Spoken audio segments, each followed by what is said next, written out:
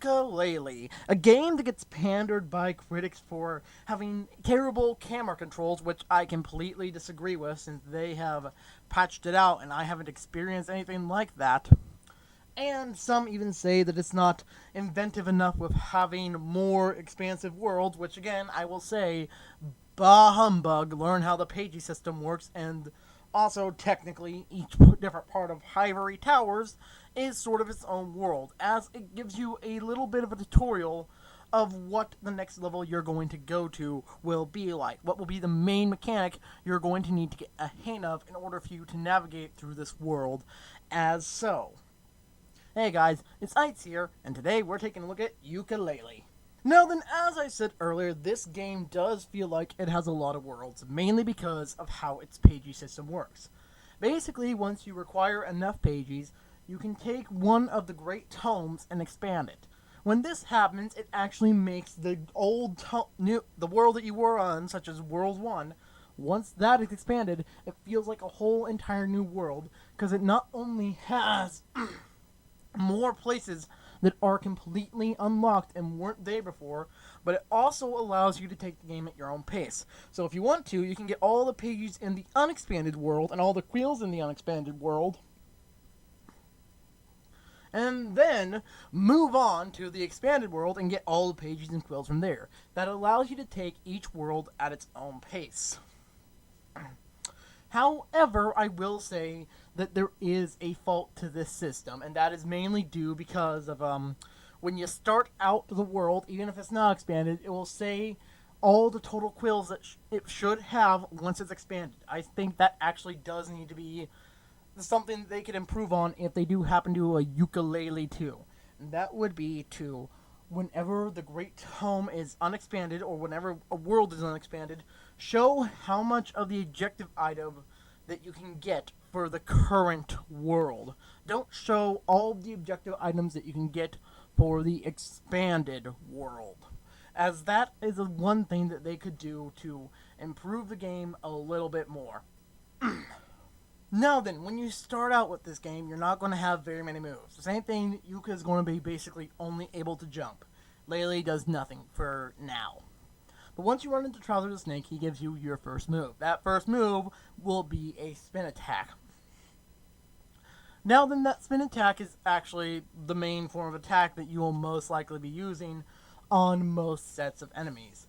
However, once you run into Trouser the Snake a few more times, he'll give you other attacking moves, such as Laylee being able to fire a Sonic Blast, or a Sonic Shield, basically. And Yooka being able to turn into a ball and basically become a rolling cannonball, damage everything in his path. Along with that, Trouser makes a deal with you when you get into Ivory Towers for the very, very first time. Every time you are about to go into a new Grand Tomb level, he will give you one free move. That free move will almost be essential for that level. Now then, the attack that I described with Yooka earlier is not this move that you'll be getting. It's a different move that allows you to control Yooka freely. And unlike the rolling one where it fires him like a cannonball, you don't have to go fast with this. You may think that at first, but however, this game has a tendency to make you actually trick yourself by, if you don't explore this mechanic enough, you won't be able to use it to its full potential. That rolling ball technique that you will learn from Trouser once you get into Ivory Towers does not have to go fast. You can actually walk on that very, very slow, like some sort of pimp with the song behind you. You see me rolling, you hatin'. Sorry for that.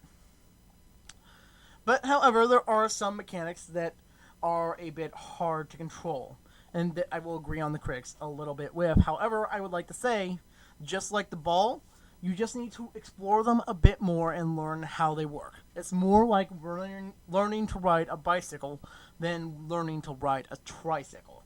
Oftentimes, you are going to fall with these moves until you learn how they work properly. The flying move, it's very, very tough to control at first, but however, once you gain control of it and learn that how basically far Laylee will take you up, or how long it takes you to go down and such, you'll learn how to use that move very, very, very, very well. Now then, another character who you're going to meet throughout this whole entire game will be a doctor known as Dr. Puzz. Hope I am saying that right. But anyway, she is extremely useful for the level for just one transformation per level. However, I do see a little bit of a problem for this. One, I do wish that the transformations could just be unlocked for the other worlds, so I can choose what I want to be. You know, because I want to be a helicopter going through a winter wonderland, and not just be stuck to a snowplow. But anyway, those transformations are often very helpful for getting certain things. For instance, in the snowplow example I was talking about, you have to use a snowplow in order to help this one snowman find his hat. Such a coincidence that you're a snowplow because, yeah, a hat needs to be found and you're the only one who can do it. But, as I said, it would be better for this mechanic if it wasn't just locked to one world. Like, having a snowplow for the ice level, having the helicopter locked to the casino level, having the fish locked to the swamp level, having the plant locked to the ruin level, having... You get the point by now. If they were unlocked for every single level, then I would say that would make the game feel a lot more fun, as you can go throughout the whole entire the level differently.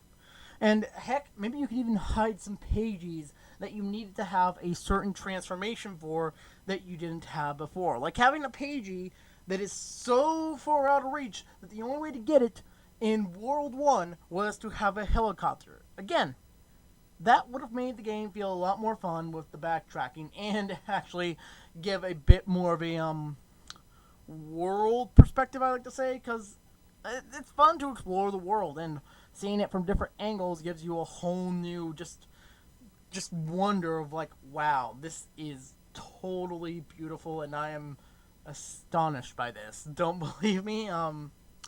Just look at some screenshots of the game. Tell me that does not look beautiful. And I know there will be some of you in the comments saying that. No one watches this anyway. Now then, to address a few things critics had problems with this game. One of them was the frame rate. Though I can't say that this problem didn't exist, it probably did before they patched it out.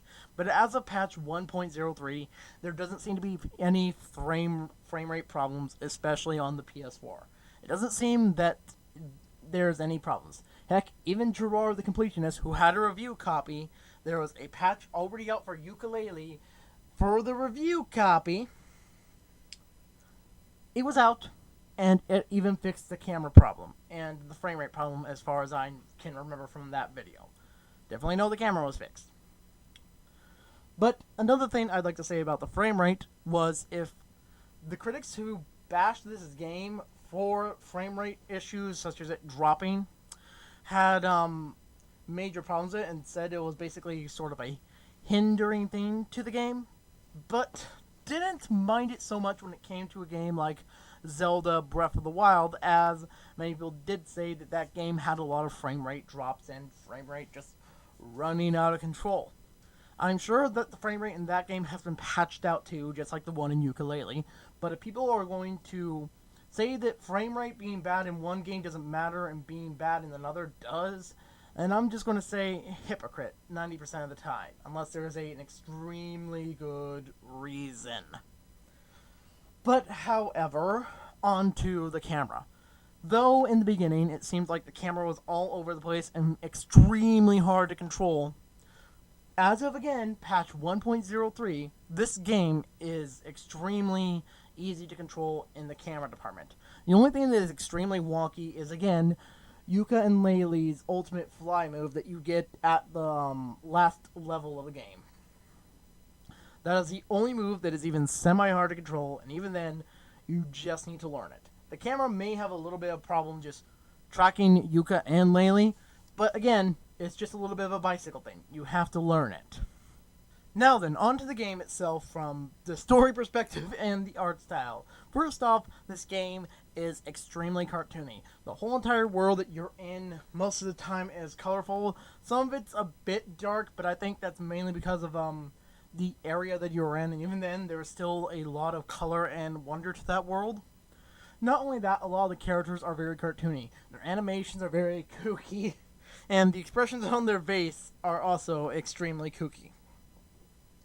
Not to mention, then there is the story of this game. It feels like a Saturday morning cartoon, but not like a repeating one like Johnny Test, Rugrats, or what's another one? Ed, Ed and Eddie. This one actually does feel like something more of a sort of Teen Titans-esque kind of feel. You know, event happens, evil villain is the cause of the event. Event happens, villain is caused the event, hero must go to stop the villain, and you know the story from there. That is basically how this game feels. It's like a wonderful cartoon and a fun time to go through.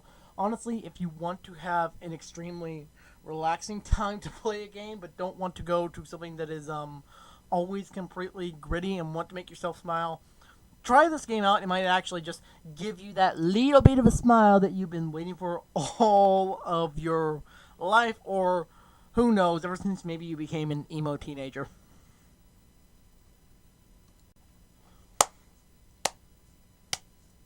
So what's my thoughts on Yooka-Laylee in general? For one, it's an extremely fun game. As I said earlier, get the game if you want to try it out. You will not regret it if you're someone who is a fan of 3D platformers or very weird and kooky games out there. This game is extremely fun to play, and if you don't smile from this, then you either have no soul or are an extremely, extremely negative person. Like, seriously. To not smile at this, you have to be very negative.